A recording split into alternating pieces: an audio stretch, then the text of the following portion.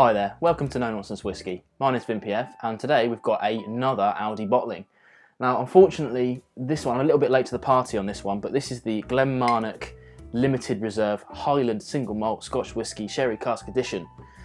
A bit of a mouthful, but this was last year's 2017's Christmas release. I was hoping that they would do more of these this year, but they haven't. They released one bottling, rather than last year they had like a whole swath of special editions.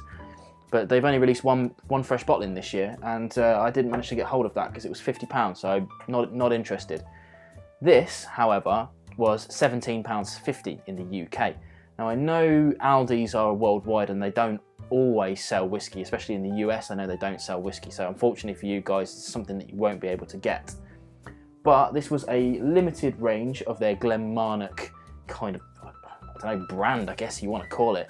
Not a real distillery, I'm sure you know that. They've got a kind of silent partner distillery that, strangely enough, still hasn't been disclosed. It's been a couple of years now they've been putting out whiskies, and they've still got that under wraps. We've got good guesses, I'm sure people know, but there's no official word about where they're getting this stuff from. As we know, whiskey in Scotland needs to be aged for 3 years before it can be called whiskey and bottled as whiskey. So we can make a couple of assumptions about the age. It's going to be at least 3 years and maybe a day, but any more than that we don't know. You know, they've got their own Highland Black 8-year-old, so if it was going to be more than 8-year-old, I think that they would put it on the bottle, but you can't guarantee it. This particular one has been transferred into sherry casks for an undisclosed amount of time to finish it off. I also covered a rum cask finish one, which I'll put a link to up here. Go and check that one out if you want to find out what that one's like. But it's £17.50, right? So it's not fantastic, but you know, there's some give and take that needs to be made there. Now I've covered a few of these things, and some of them have been worth it, some of them haven't. So let's get onto the nose and find out if this one is one of those good ones, or if it's one of the ones that isn't worth getting. We'll find out right about now. Now straight away, the first hit is the big sherry nose. It's not a huge nose, it's got some interesting kind of almost Speyside-y, nosy flavours to it, but there isn't a hell of a lot going on other than the sugars that you would expect from a kind of a sherry, the kind of fruits, you know, dried fruits, that sort of thing. Let's try on the palate.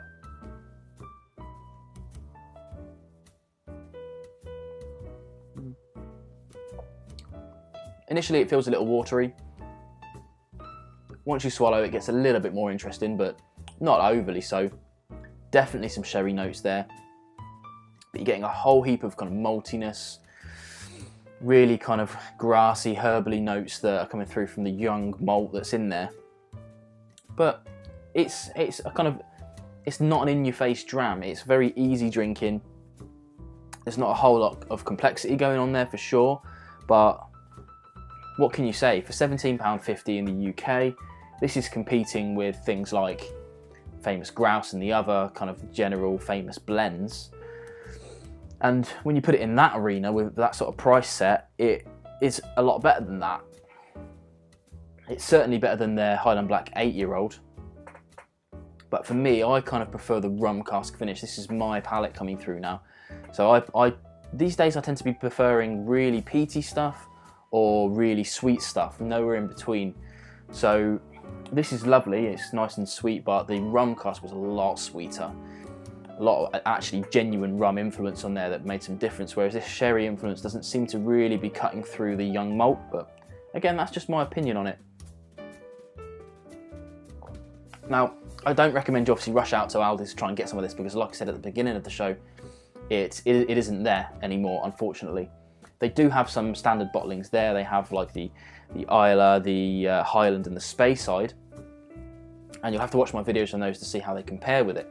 But I think it's pretty good, and Aldi is something definitely to watch out for. I say I've covered a lot of Aldis on the channel so far, and some of them are hit and miss. For me, the Highland Black 8, although it is £13 in the UK, and it's really undercutting pretty much everything apart from the really basic release stuff that just is like a white label with the word whiskey on it, and that's it. And it's okay, but I don't like the Highland Black 8. I would rather save my money and spend a little bit more. £5 more gets you this. and then a few quid more than that gets you something even better. But to be fair, it does keep going on from that. I like to spend roughly about £25–30 up to 50 if I have to for good bottles. This is a kind of nice one to have around. You can drink a sip out of it when you're, casual midweek drinking, let's say. It's nothing that's going to break the bank, it's nothing that's going to impress anybody, but sometimes you just don't need that. Once you swallow, something else goes